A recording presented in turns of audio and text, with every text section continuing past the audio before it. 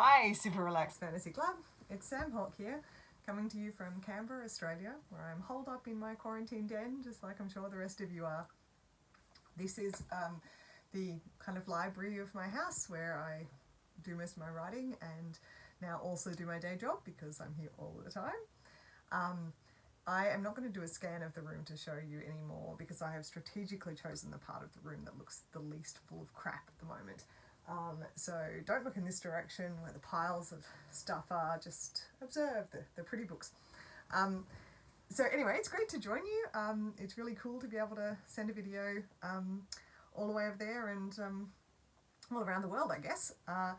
And I'm very privileged to be able to read you a bit of my debut novel, City of Lies, today. So this book came out in 2018. And the sequel is coming out later this year. So I thought I would just read you a little segment of the book. So I'm going to go ahead. A well-trained memory is a fine thing, an essential skill for learning, and of critical importance to a proofer. Today mine, once a source of pride, revealed itself as a useless trick. I could recall the whole day, an unwilling audience to my own play. But what good could I do, reliving a day of mistakes and inaction? I'd gone over it again and again. Still, I didn't see our enemy. Over and over, I did not save my uncle. We had sailed home only yesterday morning, not knowing it for the last day of our old lives, smuggled like thieves in the back of a fat little transport ship bringing wood from the Taliban Empire south to the capital. Tain Kazlavtash Aliri, the Chancellor's nephew and heir, future ruler of the country, and equal parts my dearest friend, solemnest duty, and pain in my rear, nursed a sore head with infuriatingly good humour. I nursed a bad temper and a dose of relief. Several days earlier than planned, Tain's retinue abandoned long behind us in the northern border city, we'd both hoped to slip back into Solasta without remark.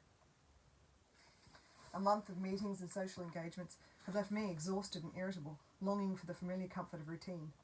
In Solasta I knew everyone who might interact with my charge, highborn or low, and what they stood to gain or lose. Or at least so I had naively thought.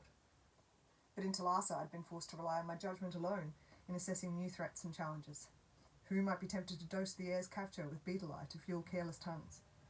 Who might bake hazelnut into his bread to cause a stomachache and absence from a key event? The boat passed under the northern river gate and through the familiar white walls, breaking the force of the wind and bathing us in the emerging smells and sounds of our city. While the captain handed over weapons and negotiated passage in a confusing jumble of broken Sion, Talifan, and simple trade, I nudged my friend from a doze. He came alert and stood without apparent stiffness. No matter how luxurious his ordinary accommodations, Tain could relax in the most awkward of places. That didn't take too long, he said cheerfully. I rolled my eyes as I gathered the last of our belongings. Sure, for someone who slept through most of it and spent the rest drinking with the crew.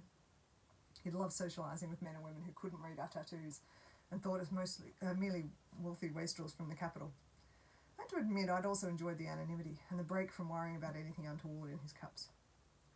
Tain turned his easy grin on me. Practising diplomacy, my friend.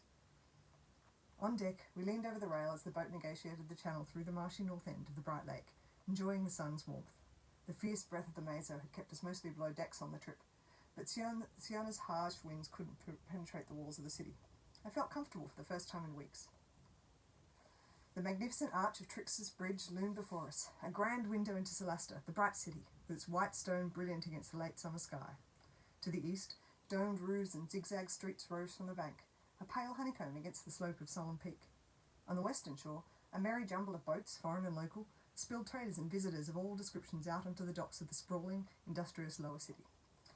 Yellow-sashed officials from the guild weaved through the crowds. Black-winged gulls swooped unwary workers unloading barges, and their shrill squawks mingled with the distant hoot of Oku being unloaded from a barge and the lively orchestra of commerce. It felt like waking from an uneasy dream as we passed under Tricksters and back into our reality. We paid our host and joined the mix and colourful soup of merchants, workers and tourists moving from the docks into the lower city.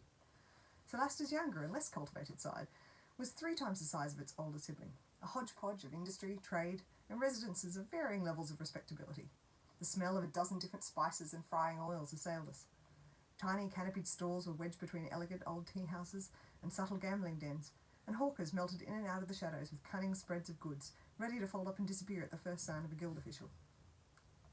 By the nearest canal, a swaying tourist bickered with a preacher kneeling by an earther shrine crafted of rock and bird bones. I longed for the peace and space of our family apartments, a pot of proper Oromani tea, and the calming presence of my uncle and sister. I'll call us a ride.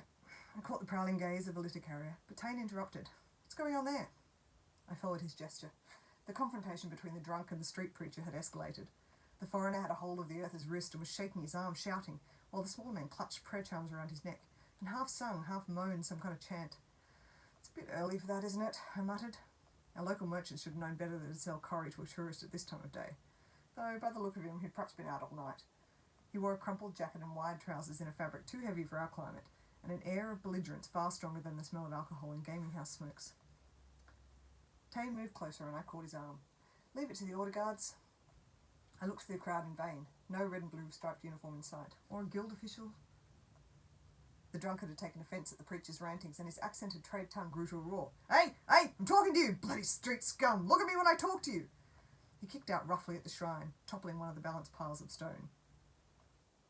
The preacher, who until then had been avoiding eye contact and allowing his arm to be shaken like a loose streamer on festival day, stopped his warbling chant and snapped his gaze to the bigger man.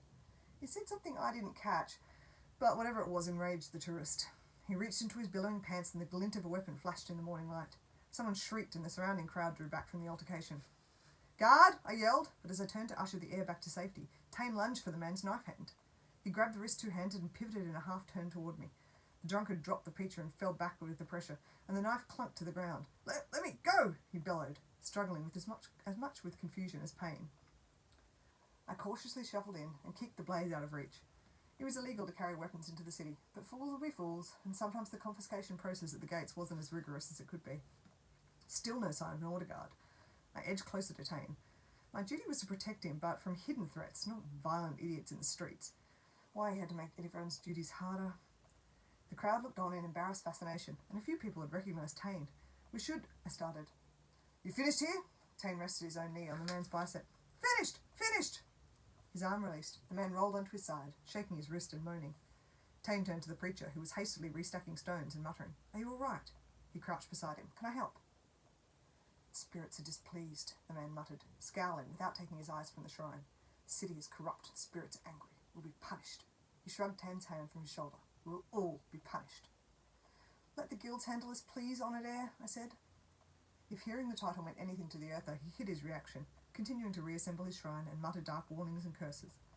I sighed. Technically the man shouldn't be bothering people by the harbour, but usually earthers were no more than a mild annoyance. He'd probably cursed the foreigner for drunken behaviour or otherwise offended him. Where were the guards, though? On a busy trade morning, the place should have been swarming with them as a deterrent. Solasta was a famously non-violent city, but the order guards were a necessary precaution to prevent escalation of any heated trade or tariff disputes, especially with an influx of foreign merchants and visitors who didn't necessarily share our peaceful outlook. I took Tane's arm and pulled him to his feet, trying to steer him away. Do I really need to tell you not to? With a woof, the air was punched out of me as the foreigner ploughed into us from the side, sending me to the ground and Tane scuttling back from the man's tackle and crashing into a canopied stall selling fried glint beetles. Bright beetles and paper cones crashed everywhere, and the woman running the stall shouted in annoyance. By the time I'd regained my feet and my breath, Tane had scooped behind one of the man's knees, and with a kind of awkward shuffle hop he overbalanced his opponent. The drunk fell into the leg of the stall with a loud curse in a language I didn't recognise, almost toppling it entirely. Tane fell with him, and the two scuffled and wrestled in the pile of spilled food. I cursed under my breath and circled the pair, looking for a way to help. When the bigger man pinned my friend underneath him, I launched in and locked my arms around his neck. This is not what I call a homecoming, I panted as I tried to pull him off. Honoured down, it had been a long time since I'd had to do any martial training. Where were the bloody order guards? The man released Tane and struck me in the solar plexus with his elbow. Winded, I loosened my grip and he pulled free, shaking me off like a bug. He roared, his intoxicated rage presence making him seem at least twice the size, and swung a fist clumsily at Tane, who ducked it and delivered two short, hard punches to the man's stomach before dancing back out of reach. It's full of curry, Tane said. Hit him in the guts. I felt like giving my friend a whack instead when I saw the enjoyment sparkling in his eyes. I didn't want to get anywhere near the man's guts. Around us, the crowd continued to scramble back out of the way. The spectacle was either making or ruining their morning, but no one seemed inclined to assist. I dodged a stray blow in my direction, and as the man launched himself heavily at Tane again, his drunken focus on this new target of his rage, I chopped into his stomach as hard as I could with the side of my hand. I just want a cup of tea, I told him bitterly. Tane actually laughed. He sidestepped the attack and hit the man one final time. With that last blow, he folded in half like a deflating water skin and sat on his backside by the canal with a sickening groan. "Get back," Tane warned me. And we skidded out of range just in time to avoid the sudden torrent as the man's oval body gave up its contents. And that's probably enough for now. I hope that you enjoyed the reading, and I hope you're all keeping safe, reading lots of fantasy, and staying healthy. Thanks very much for having me, and I'll see you all later. Bye.